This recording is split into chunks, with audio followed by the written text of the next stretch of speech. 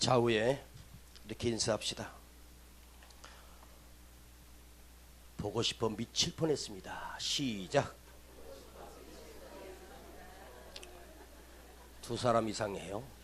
한 번 더. 보고 싶어 죽는 줄 알았습니다. 시작.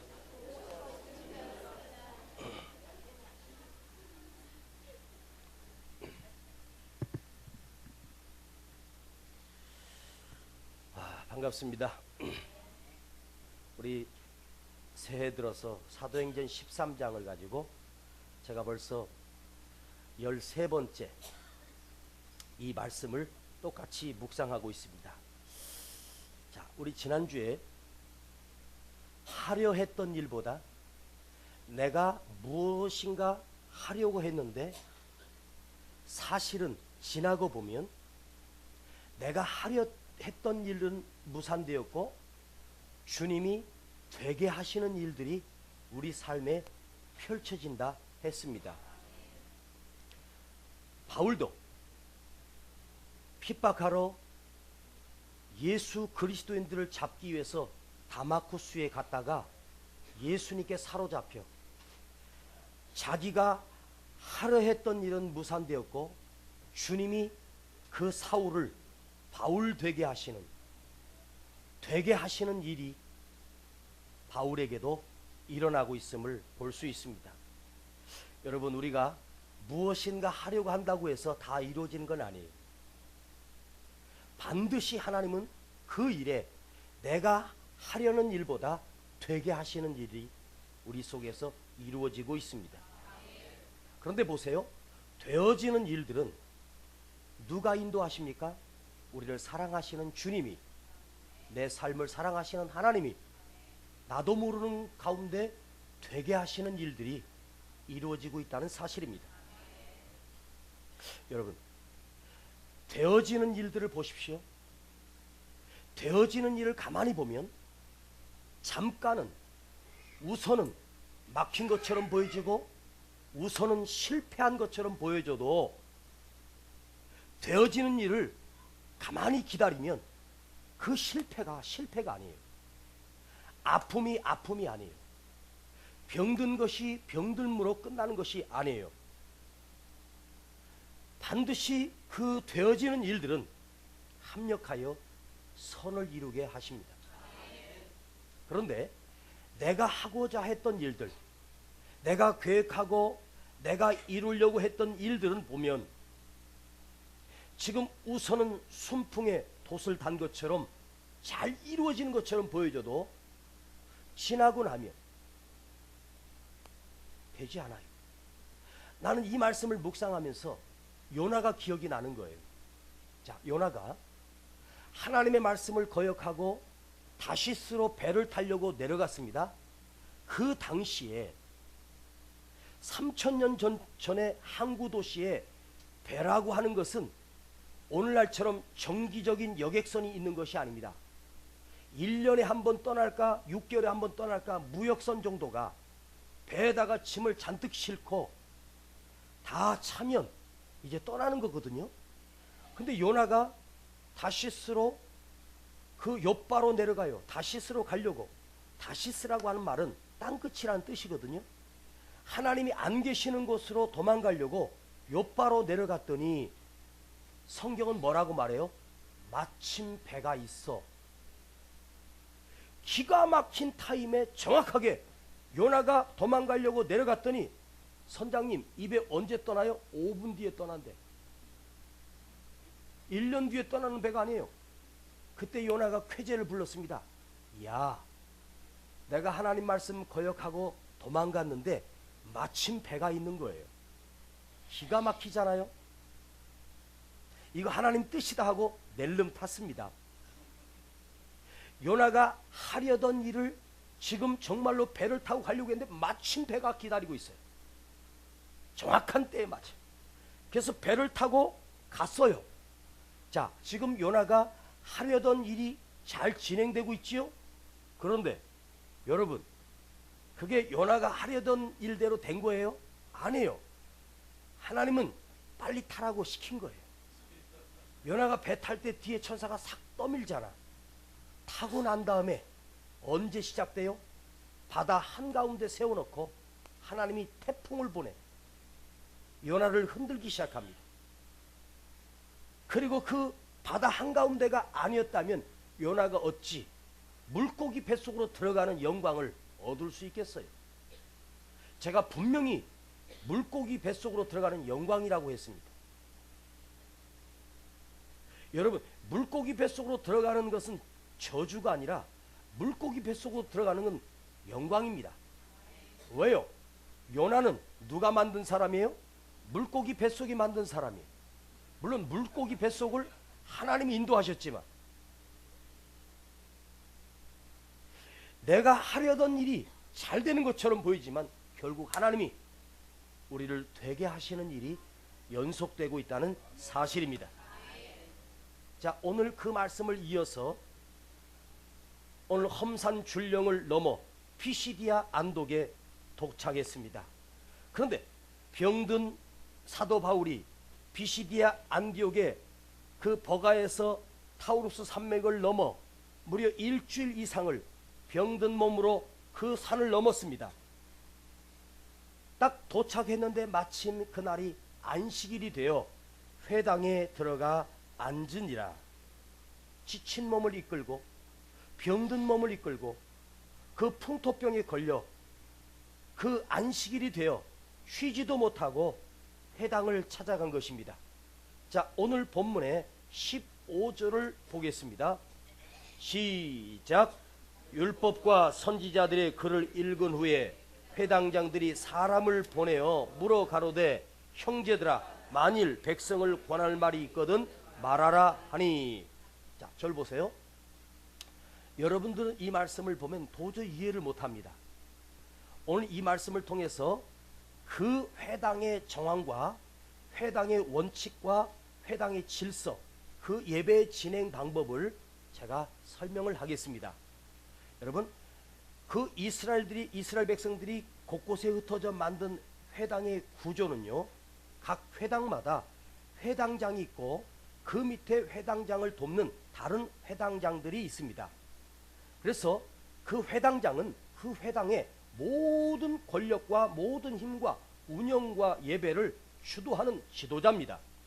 그런데 안식일 날 그 회당에 모이면 그 예배를 진행할 때는 그날 하나님의 말씀을, 당시에는 율법서를 낭독하는 낭독자가 따로 있고 설교자를 선정할 때는 회당장이 직접 하든가 아니면 어떤 다른 사람에게 사람을 보내서 그 회당장이 누구에게 오늘 말씀을 강론하시오라고 그 권한을 회당장이 가지고 있습니다.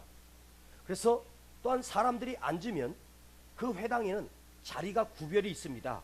상석과 회중들이 앉는 회중석이 따로 구별되어 있습니다. 근데 그날 바울과 바나바 일행이 그 비시디아 안디옥에 처음 들어갔습니다. 그 회당에 참석한 회당장이 그날 지명받은 사람이 율법의 말씀을 읽고 또 회당장이 누군가에게 부탁을 했을 때 그 사람에게 그날 설교를 하는 교훈을 설파하는 시기입니다. 그런데 회당장 안에는 지금 일반인들이 앉는 회중석이 따로 있고 랍비들이 앉는 랍비석이 따로 구분되어 있습니다. 그러니까 상석이 있고 회중석이 있단 말입니다. 자, 바울은 누굽니까? 바리새파입니다. 그리고 가마리엘 문화에서 배운 당대 이스라엘 사람 중에 최고의 엘리트 가문의 출신입니다. 그러니까 그 당시에 사도 바울은 율법학자였습니다. 그러니 당연히 바울은 상석에 앉았을 것이고 바나바는 레위 지파입니다. 그리고 레위 지파요 랍비입니다. 당연히 바나바와 바울은 상석에 앉아 있습니다. 그런데 두 사람이 상석에 앉아 있을 때 성경을 낭독하고 회당장이 상석에 앉아 있는 바울과 바나바에게 미리 사람을 보내어 오늘 안식일 예배 때 하나님의 말씀을 해주시오라고 부탁을 한 것입니다. 당시에 회당장은 그 그 비시디의 안디옥에 있는 사람들과 더불어 말씀을 강론할 때 특별히 다른 타지에서 온 레위인들이라든가 다른 타지에서 온 랍비가 오면 반드시 설교를 부탁하는 것이 그들의 풍습입니다. 설교 요청을 받은 바울과 바나바 중에서 당연히 누가 설교를 해야 돼요? 연장자인 바나바가 설교를 해야 되는 것이 마땅하지 않습니까? 그런데 그날 이상하게 바나바가 설교한 것이 아니고 바울이 일어나 설교하기 시작합니다. 그런데 오늘 반드시 설교할 때 그들의 관습상으로는 앉아서 가르쳐요. 예수님도 산에 앉으사 무리에게 말씀을 가르쳐, 그래서 예수님도 앉으셔서 가르치셨거든요. 그런데 오늘 바울은 일어나서 손짓하며 설교를 했다고 말합니다.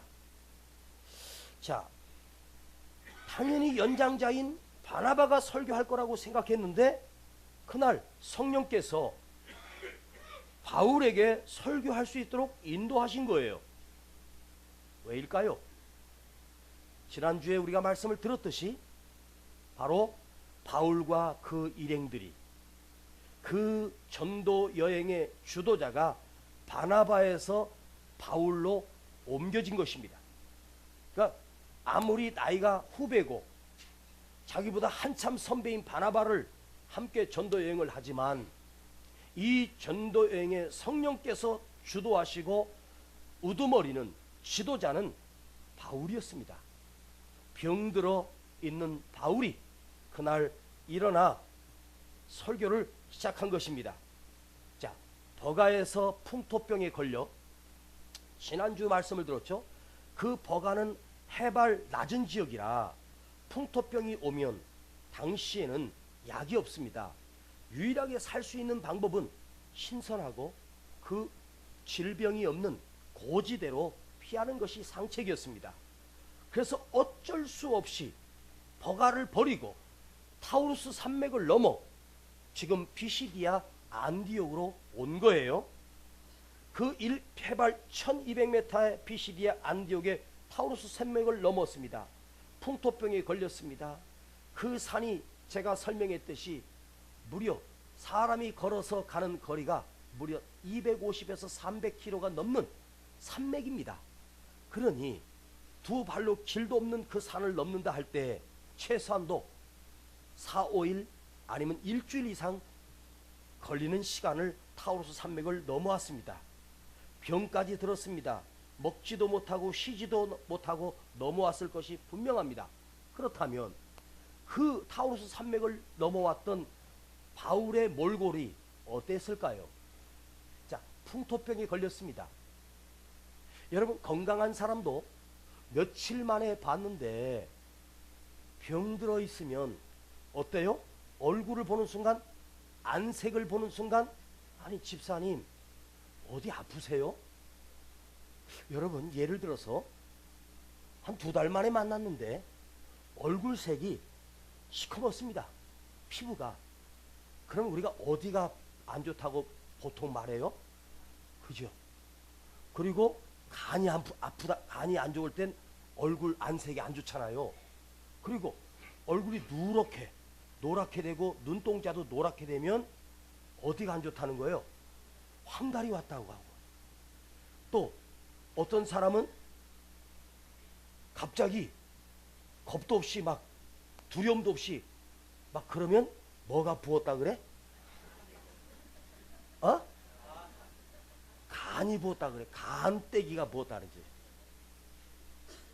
요즘 여자들이 하는 말, 남자가 집에 들어와서 40 넘은 남자가 야, 밥 차려.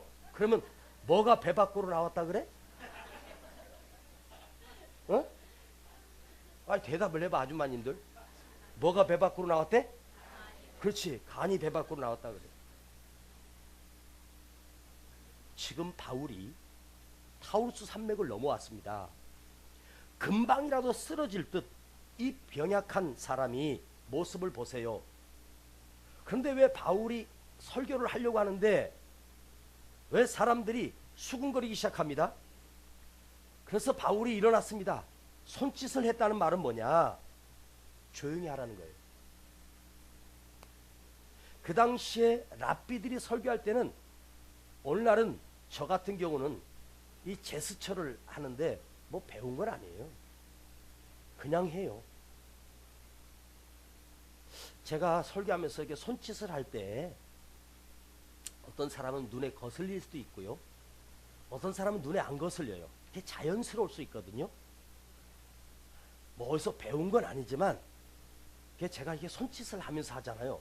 어떨 때는 좀 오버 액션을 해요. 우리 정 집사가 유튜브에다 설교를 올려놨는데 무슨 설교인지 모르는데 그 앞에 화면이 이러고 있더라고요. 좀 멋있는 걸 올려. 제가 이 설교를 준비하면서 유튜브 동영상을 제가 몇 가지를 보면서 내가 어떻게 손짓하는 걸 봤어요. 오늘 사도 바울이 손짓을 하잖아요. 사도 바울 같은 이런 명석하고 명설교를 하고 싶은 게 제 소망이거든요. 그래서 오늘 사도 바울을 보니까 우리 바울 선배님이 손짓을 했더라고요. 그래서 이 손짓했다는 걸 헬라어로 찾아보니까 랍비들은 손을 움직이지 않고 앉아서 조용히 말씀을 가르쳐요. 그들은 아주 거룩한 예배를 드립니다. 움직이지 않고. 듣는 회중들도 진짜 손 하나 몸 하나 움직이지 않아요. 근데 왜 그들이 웅성웅성했을까요? 아니 저렇게 나약한, 아니 저렇게 병든 사람이 무슨 설교를 해? 에? 아니 오늘 이상한 사람이 와서 설교하네? 그러면서 웅성웅성. 근데 조용히 하시오. 조용히 하시오. 하나님의 말씀을 전하니까 하나님의 말씀을 들으시오.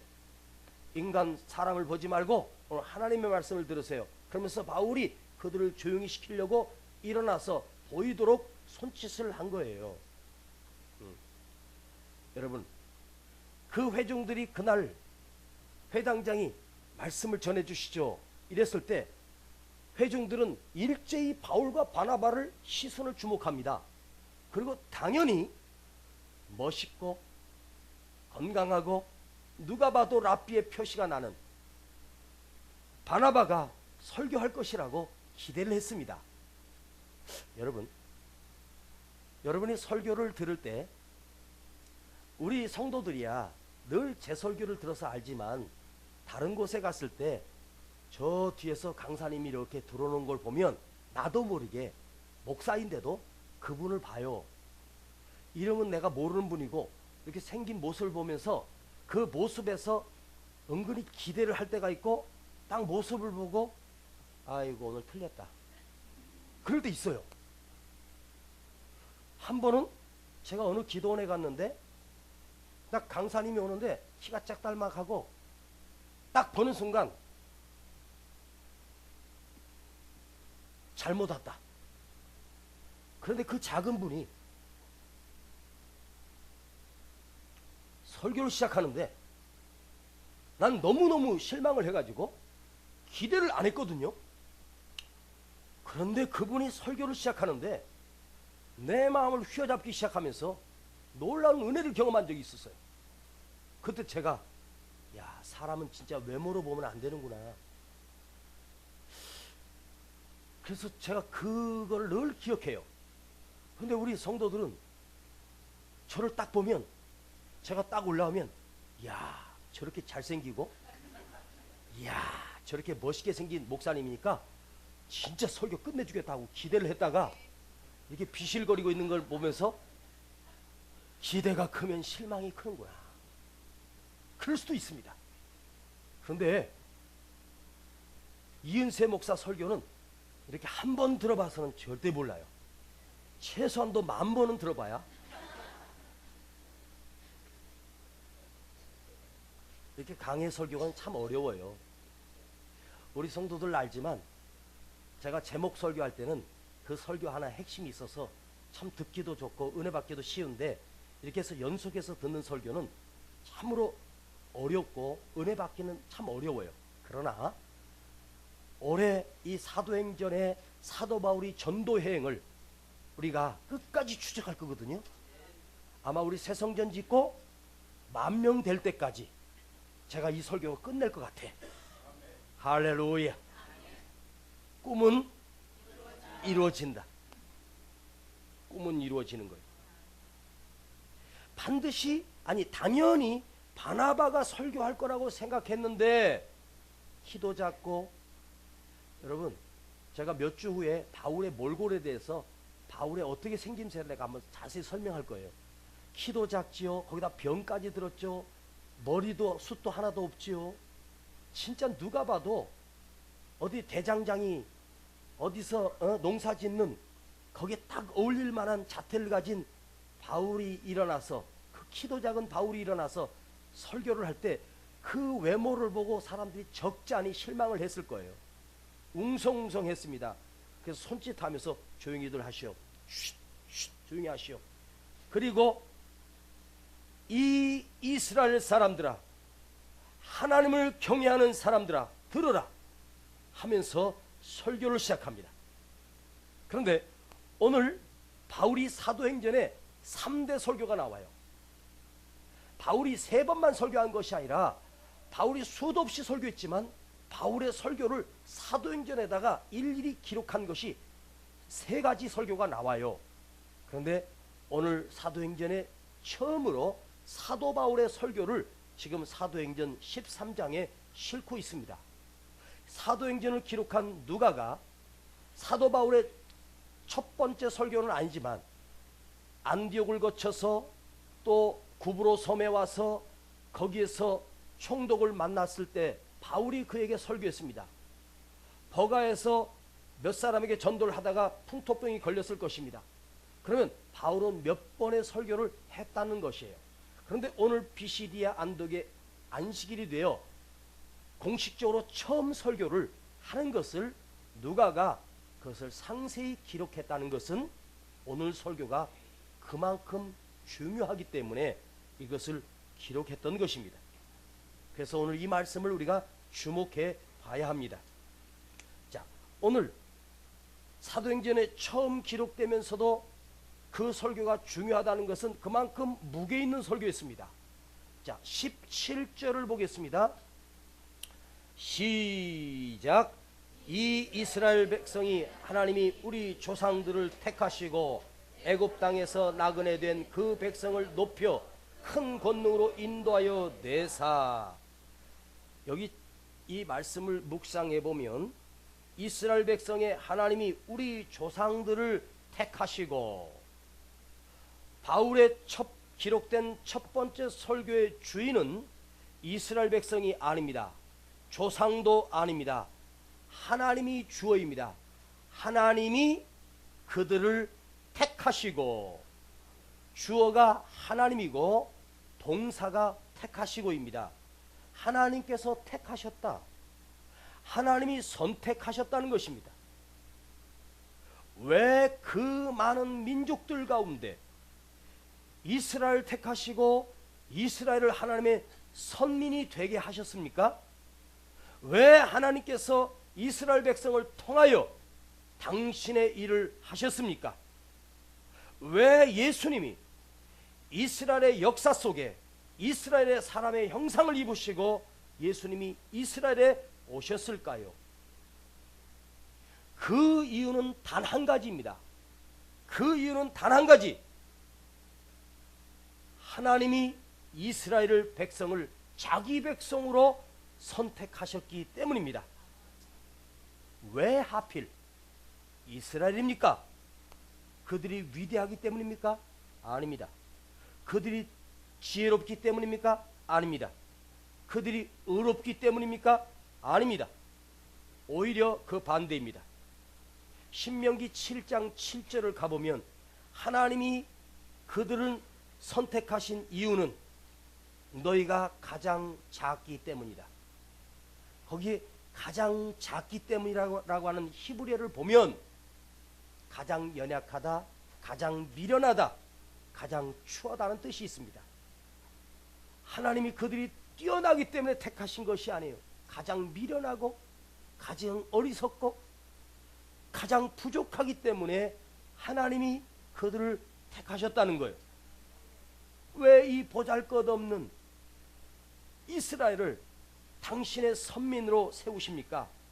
잘 들으세요. 이유가 없습니다. 그것이 하나님의 뜻이기 때문입니다. 쉽게 말하면 하나님의 마음입니다. 그것이 하나님의 사랑이었습니다. 오직 그 이유는 하나님께만 있습니다. 오늘 19절을 한번 볼까요? 17절로 19절까지 보면, 자, 성경 보지 말고 절 보세요. 뭐 읽었으니까.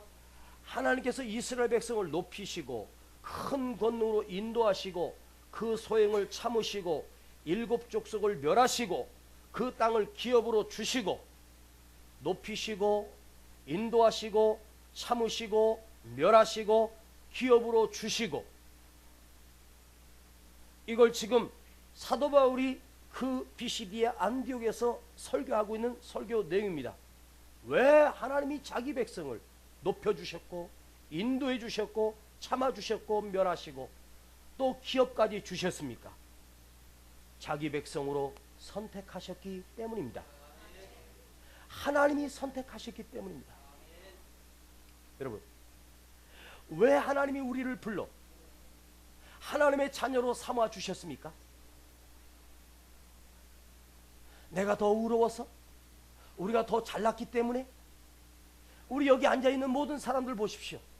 여기 길에 지나가는 사람하고 비교해도 누가 하나 더 잘난 사람 하나도 없습니다. 특별히 우리 교회는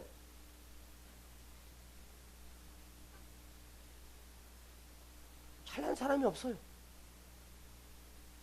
제가 저 자신을 한번 생각해 봐도 내가 똑똑하거나 내가 잘났거나 내가 대단한 거 아무것도 없어요. 횡단보도에 서 있으면서 그런 생각이 들더라고요. 저쪽에서 건너오려는 사람과 이쪽에 건너가는 사람을 쭉 봐도 다 나보다 인물적으로나 모든 면에서 다 난데 왜 하나님이 나를 주의 종으로 택하시고 하나님의 말씀을 전하는 생명의 도구로 세우셨을까? 내가 잘났기 때문일까? 아니에요. 이유는 한 가지, 하나님이 나를 택하신 거예요. 거기에는 다른 이유가 없어요. 오늘 여러분이 여기 우연히 온 것처럼 보이지만 아니에요. 하나님이 불러주셨기 때문입니다. 하나님이 당신을 택하셨기 때문입니다. 하나님이 당신을 사랑하셨기 때문입니다. 그래서 오실 수 있었던 거예요. 그래서 하나님 앞에 우리는 할 말이 없습니다. 할렐루야. 그러면 오늘 설교하고 있는 이 바울이 그 내용보다 더 중요한 것은 사도 바울은 오늘 택하시고 부르시고 참아주시고 인도해 주시고 나를 도와주셨던 이 설교는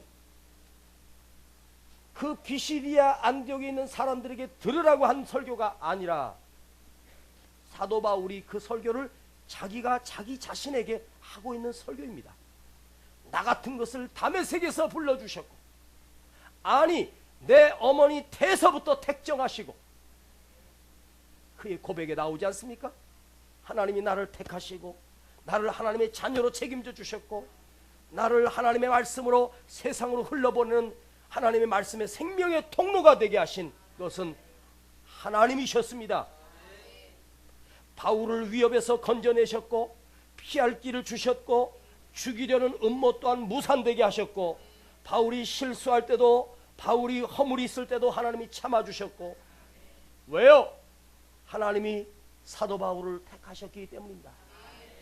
하나님이 우리의 소행을 참아주셨고 하나님이 우리를 사랑해 주셨고 용서해 주셨고 구원해 주셨고 기업을 주셨고 그 일곱 족속을 멸해서 나를 그 땅으로 허락하게 하셨고, 이런 모든 것은 이유가 하나 있다면 하나님이 나를 택해 주셨다는 것입니다.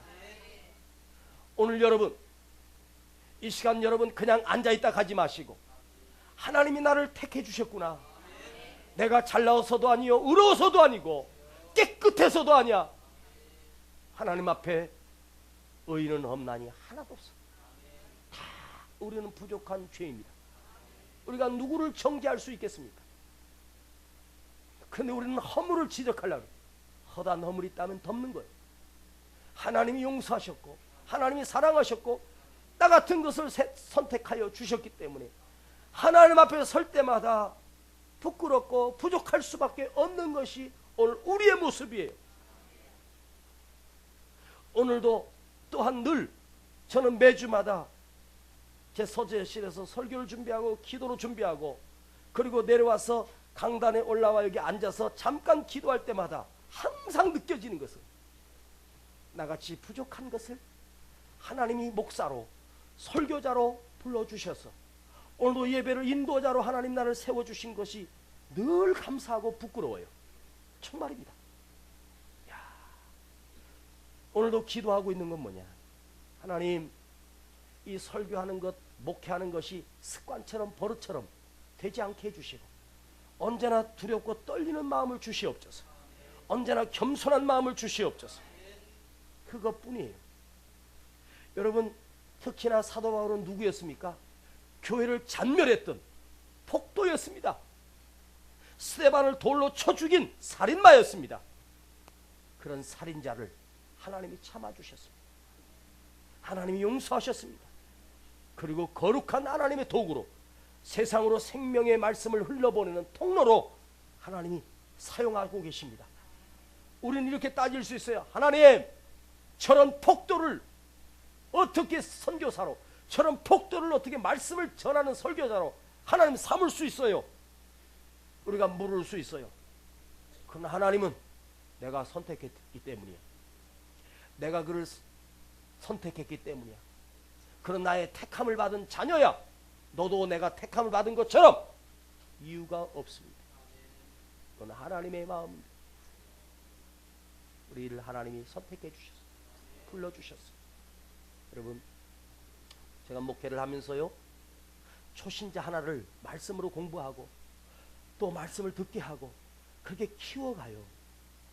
그런데요, 세상 사람이었던 그 사람을, 알코올 중독자였던 그 사람을 전도했어요. 제가 개척할 때요, 수요일날 저녁이었습니다. 그땐 성도들이 많지 않으니까 제 조그만 승용차로 그 몇 성도들을 집에다가 실어다 주고 교회로 오는 거죠. 왜냐하면 교회가 교회고 교회가 집이니까. 교회 저쪽에 막아서 우리 집이고 교회가 교회고 사택이 교회고 이렇게 오는데 9시 반 10시쯤 됐는데 어떤 나이 드신 분이 술에 취해 있었는지는 몰랐지만 길에 쓰러져 있는 거예요. 내가 이렇게 휙 도는데 헤드라이트가 뭘 확 붙이는 거예요. 내가 뭘 봤는데 느낌이 이상해서 차를 세우고 보니까 어떤 분이 거기 쓰러져 있는 거예요. 그때 몹시 추운 날이었습니다. 그래서 그분을 차에다 태우고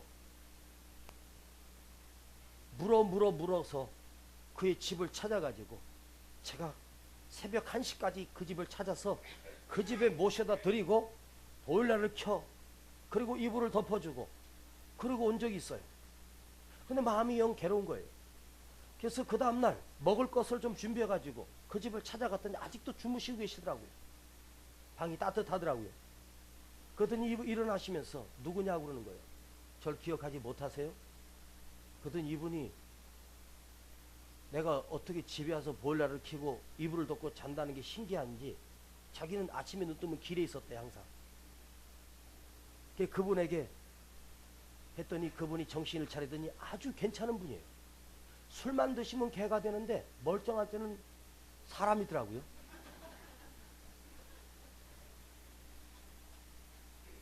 사람이 문제가 아니에요. 술이 문제지. 그치? 술 자시는 분들 괜찮은 분들이에요. 근데 예배 드릴 때 술만 안 드시고 오시면 내가 아무 말 안 해. 그분을 전도했어요. 그분이 교회를 나오시더라고요. 내가 말씀을 전하고 그럼요 그분이 제 설교를 또 평론까지 해. 식사하면서.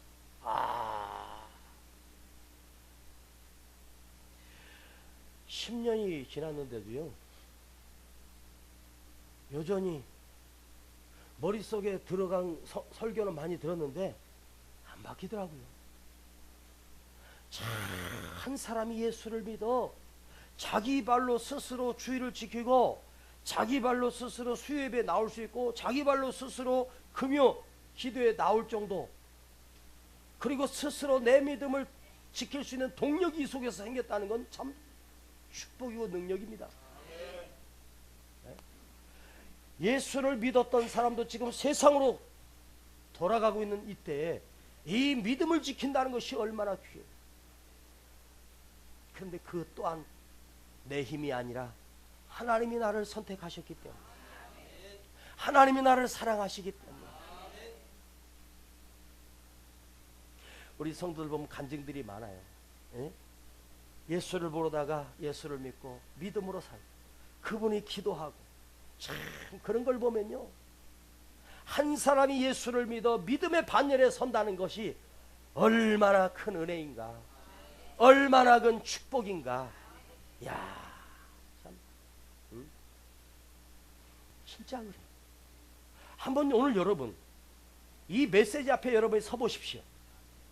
나 같은 것을 선택하여 주셨다. 나 같은 것을 하나님이 불러주셨다. 내가 무슨 짓을 했습니까? 미신을 섬기고 우상을 섬기고 뻑하면 가서 점치러 가고 구판 벌렸던, 하나님과 원수되었던 자리, 나뿐입니까? 내 조상 대대로 우상을 섬겨왔던 이런 극악무도한 죄인을 하나님이 불러주셔서 의롭다 인정해 주시고, 너는 내 것이라, 너는 내 거다 해주신 거예요. 여러분 보세요. 지금 구보로 섬에서 버가의 그 큰 도시에 도착해서 복음을 전하지 못하고 원치 않게 풍토병에 걸렸습니다. 만일 사도 바울이 자기 안위만을 위했다면, 자기 이득만을 취했다면 마가처럼 자기 고향으로 돌아가 버렸을 것입니다. 그것이 가장 쉬운 일입니다. 자 보세요. 여러분 저 지도상으로 보면 바울이 지금 버가에서 바로 옆 지방이 바로 다소입니다. 바로 옆에가 길리기아 지역이에요. 길리기아 다소가 사도 바울의 고향입니다. 버가에서요 다소로 배 타고 가면 직행하는 거리고 간편하게 이동할 수 있는 곳입니다. 잘 봐요. 사람이 병들면 어디가 생각나요? 도와줄 사람, 고향이 생각나요. 가장 편한 곳이 고향입니다. 그곳을 가면 자기를 돌볼 사람들이, 가족들이 있잖아요. 그러나 바울은 병들었음에도 불구하고 그 바로 옆에 고향으로 간 것이 아니에요. 타우루스 산맥을 넘어 생명을 걸고 그 산을 넘어 피시디아 안디오로 들어가 오늘 이 설교를 하고 있는 거예요. 도착하자마자 안식일이 되어 쉬지도 못하고 회당에 들어가 앉아 하나님의 말씀을 전했습니다. 지금 이 말씀을 전하고 있는 사도 바울의 마음을 한번 머릿속으로 한번 그려봅시다. 누가 보아도 병색이 완연한 초라한 모습, 곧 쓰러질 듯한 그 몸으로 지금 설교하고 있습니다. 그런데 그날 이 말씀을 들었던 이 피시디의 안디옥에 놀라운 부흥이 일어났습니다. 큰 부흥이 일어났습니다. 이제 우리가 6월쯤이면 이 말씀을 보겠지만 42절을 보면 어떤 한번 컨닝을 해보겠습니다. 42절로 한번 넘어가서 어떤 일들이 그 속에 있는가. 시작. 저희가 나갈새 사람들이 청하여 다음 안식일에도 이 말씀을 하라 하더라. 패한 후에 유대인과 유대교에 입교한 경건한 사람들이 많이 바울과 바나바를 쫓으니 두 사도가 더불어 말하고 항상 하나님의 은혜가 가운데 있으라 권하니라. 얼마나 은혜를 받았던지 사람들이 다음 주에 또 해주세요. 다음 주에 오늘 했던 설교 다시 해주세요. 그러는 거예요. 이런 설교를 들어본 적이 없다는 거예요. 저도 어디 집회를 하면요, 한 이틀이나 3일쯤 지나면 식사하다가 그 담임 목사님이 식사하다가 그래요. 목사님, 내년 요맘때는 스케줄이 어떻게 되십니까? 그렇게 딱 물어올 때 제가 제일 행복해요. 그 말은 무슨 말이겠어요? 다시 오시라는 거예요. 네. 근데 저는 지금까지 교회 집회나 어디 가서 한 번 가고 끝난 적이 한 번도 없습니다. 반드시 앵콜, 3콜, 4콜 다음 주에도 이 설교 다시 할까요? 뭘 다시 할까 많아 지금.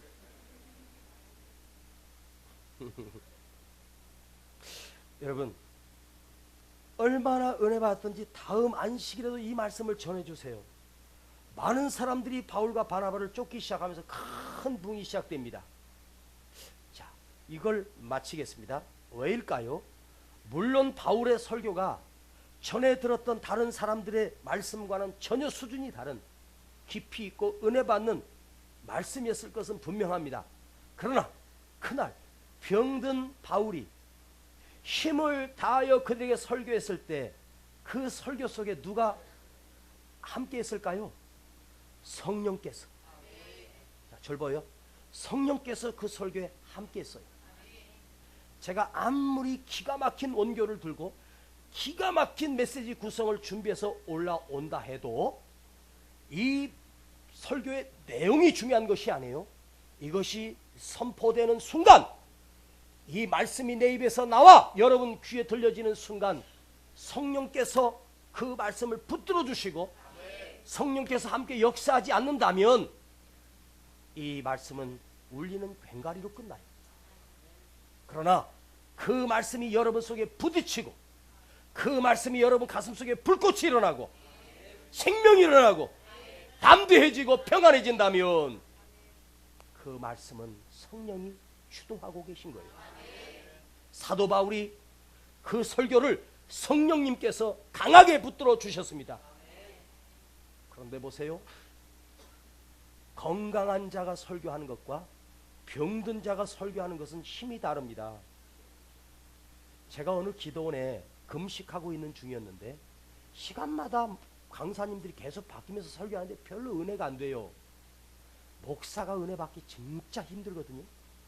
왜냐하면 저는요 워낙에 강팍해서요 웬만한 목사님들 설교해도요 여기 닿지도 않아요. 그냥 저는 성경이나 보고 딴짓해요. 아예 들을 생각도 안 해요.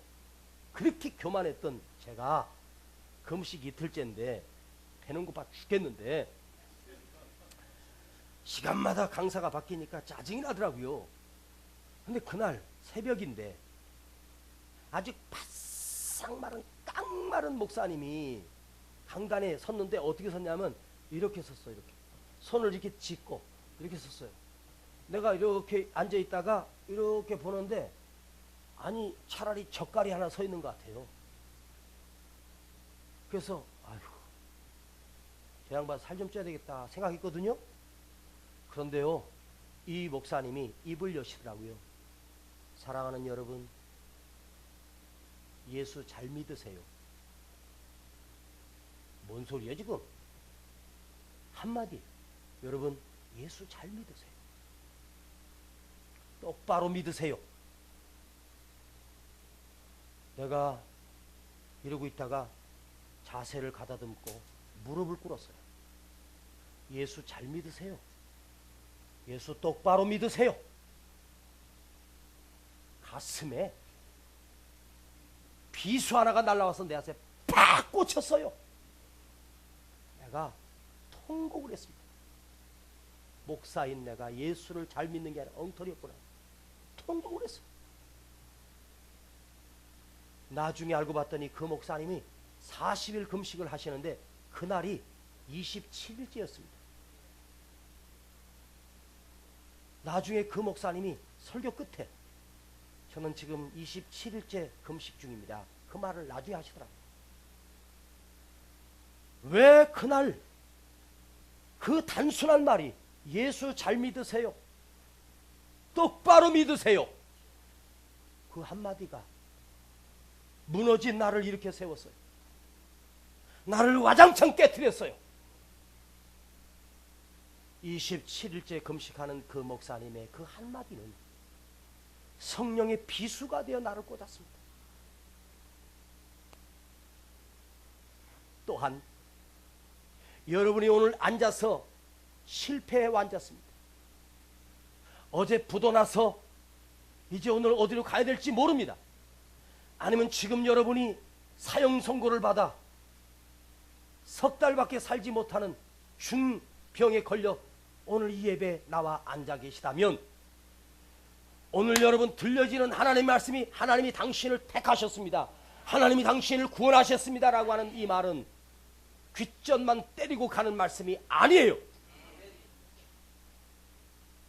내 인생을 송두리째 바꾸는 하나님의 말씀으로 바뀌기 시작합니다. 왜 그럴까요? 내가 병들었기 때문입니다. 왜 그럴까요?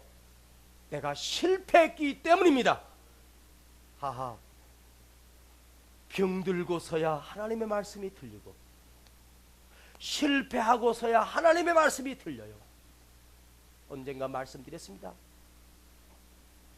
하나밖에 없는 12살짜리 딸이 원치 않는 백혈병으로 죽어가고 있습니다. 이제 죽어가고 있는 그 딸을 안타깝게 지켜보고 있는 이 아빠는 가슴이 찢어집니다. 살릴 길이 없습니다. 그 아이가 죽어가고 있을 때 이 아빠는 지금까지 아버지로부터 유산을 물려받아 큰 기업의 사장입니다. 부족한 것이 없었어. 형식적으로 신앙생활하면서 서리 집사를 딴 지가 벌써 10년이 넘었습니다. 그랬던 그가 딸이 병들어 죽어가는 모습을 안타까워 보다가 그 병실 앞에 예배실 안내를 보고 그 병원의 8층에 예배실이 있다는 사실을 알고 엘리베이터를 타지도 않고 걸어서 8층으로 올라가 그 병원에 있는 조그마한 예배실을 문 열고 들어갔습니다. 아무도 없습니다. 저 뒤에 앉았습니다. 딸이 죽어가 하나님 앞에 살려달라고 기도할 작정입니다. 그리고 의자에 앉아 손을 모으고 앞을 바라보는데 강대상 앞에 십자가가 그려져 있고 그 십자가 옆에 현수막이 걸어져 있습니다. 두려워 말라, 놀라지 말라, 나는 너의 하나님이 됨이니라. 의로운 오른손으로 너를 붙들어 주리라. 작년에 말씀 뽑기에서 내가 뽑았던 말씀입니다. 그런 줄 알았습니다. 참 좋은 성경 구절이었습니다. 그러나 그날 그 말씀은 두려워 말라, 놀라지 말라, 나는 너의 하나님이 됨이니라. 내가 의로운 오른손으로 너를 붙들어 주리라. 이 말씀은 성경 뽑기 했을 때 그 말씀이 아닙니다. 그 현수막에 걸려있는 그 말씀이 그대로 꽂혀 내 가슴에 그대로 꽂아 그 자리에서 통곡하며 울기 시작합니다. 왜요? 하나밖에 없는 딸이 병들어 죽어가고 있습니다. 들려지는 말씀이 아닙니다. 써있는 말씀 그 자체가 내 안에 꽂혀오는 거예요. 다르게 들려져요. 병들었습니다. 나는 오늘 이 비시디아 안디옥에 병든 몸으로 이끌고 와서 안식일에 회당에서 말씀하는 이 사도 바울을 머리에 그려보면서 나 그 설교 한번 듣고 천국 가면 후회 없겠다는 생각을 해봤어요. 내가 이 비시디아 안디옥의 회중이 되어서 그 병들어서 설교하고 있는 그 사도 바울의 설교를 한 번만 들었으면 좋겠다는 그런 열정이 생기더라고요. 그러면서 내가 또 하나 결심했어요. 내가 아무리 병들고 내가 아무리 힘들고 하다 해도 하나님이 나를 통로로 쓰신다면 내 목숨을 바쳐서라도 복음을 전하는 통로가 되어야 되겠구나. 그런 결심을 하면서 오늘 이 설교를 했습니다. 기도하겠습니다. 하나님 아버지, 병들지 않고서는,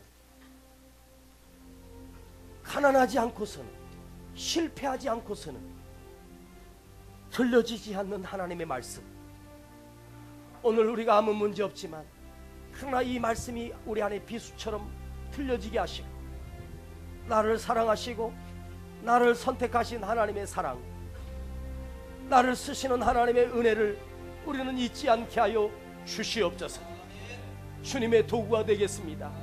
병들어도 외치겠습니다. 가난해도 전하겠습니다. 오늘 우리 속에 들려지는 은혜를 허락하여 주시옵소서. 예수님의 이름으로 기도하옵나이다. 아멘.